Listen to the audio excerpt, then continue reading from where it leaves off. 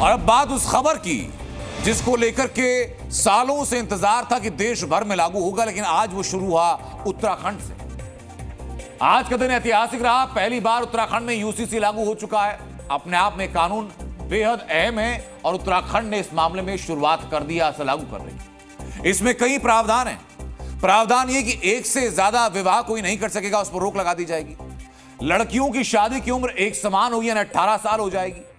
हर धर्म हर पंथ के लोगों के लिए तलाक का कानून समान होगा। सभी धर्मों में बच्चों को गोद लेने का अधिकार मिलेगा, लेकिन दूसरे धर्म के बच्चे को गोद आप नहीं ले सकते। अब अगर शादी होती है तो एक नियत समय के अंदर शादी का रजिस्ट्रेशन भी करवाना होगा। कोई लड़का और लड़की लिव इन रिलेशनशिप में रहते हैं तो उसका भी रजिस्ट्रेशन करवाना होगा। और जब उत्तराधिकार की बात आती है तो जैसे पैतृक संपत्ति में लड़कों को अधिकार मिलता है, वैसा ही अब लड़कियों को भी अधिकार मिलेगा और बराबर का हिस्सा मिलेगा। और इसी दौरान यह भी कहा गया कि लिव इन रिलेशनशिप के दौरान अगर कोई बच्चा भी पैदा होता है तो शादीशुदा जोड़े के बच्चे की तरह उसको अपने अधिकार दिए जाएंगे। यूसीसी में साफ हो गया कि किसी भी कीमत पर पर्सनल लॉ बोर्ड के नियम लागू नहीं होंगे। इस्लाम की हलाला और इद्दत जैसी जो कुरीतियां हैं वो बंद होंगी।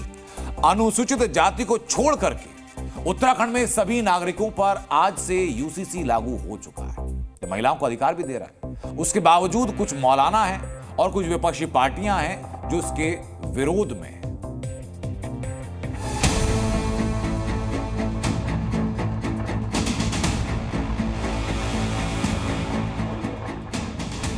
आज पूरी तरह से उत्तराखंड देश का पहला राज्य हो गया है देश की आजादी के बाद, जो इस यूसीसी को देवभूमि उत्तराखंड के हर एक नागरिक के लिए, चाहे वो किसी पंथ जाति समुदाय धर्म का होगा, सबके लिए लागू हो जाएगा।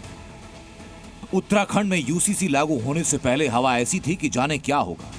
कुछ मौलाना और नेता यूसीसी के विरोध में माहौल बना रहे थे, लेकिन सीएम पुष्कर धामी ने देवभूमि में जब यूसीसी लागू किया, इसके नियमों से जुड़ा पोर्टल ucc.uk.gov.in का लोकार्पण किया तो पता चला कि मौलाना ही आपस में बंट गए। मौलानाओं का एक धड़ा कहता है कि शरीयत के खिलाफ अगर यूसीसी के नियम हुए तो वो नहीं मानेगा, तो दूसरा धड़ा कहता है कि यूसीसी से सबको विकास का मौका मिलेगा। अगर कहीं कुछ ऐसे वसूल हैं जिन पर मुखालफत हो रही होगी शरीयत की, तो फिर ऐसी कंडीशन में मुसलमान बाध नहीं है और उस पर अमल करने के लिए मजबूर नहीं है। ऐसा है कि इस बिल के जरिए जो समाज में रहने वाले सभी नागरिक हैं उन्हें बराबर और समानता के साथ में अधिकार मिलने का मौका मिलेगा।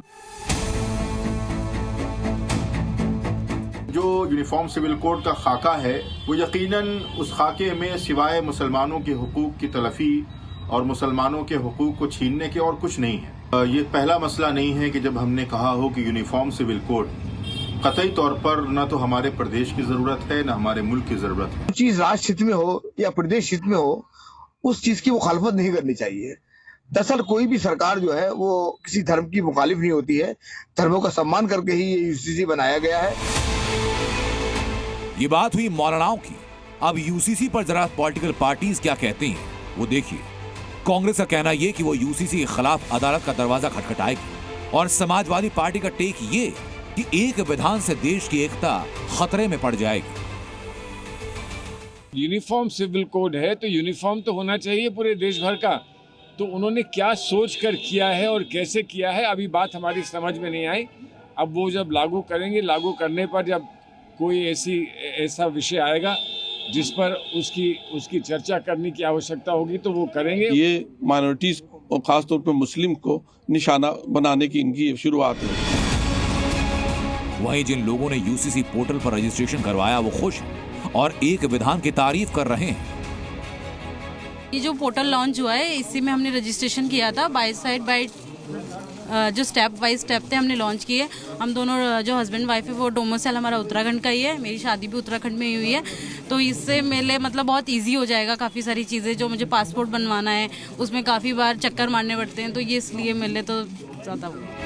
जिस कानून के जरिए महिलाओं को मजबूत किया जा रहा है, जो कानून बिना किसी भेदभाव के सबको समान आधार, सबको समान अधिकार दे रहा हो, उस पर धर्म, और वोट बैंक की राजनीति ठीक नहीं।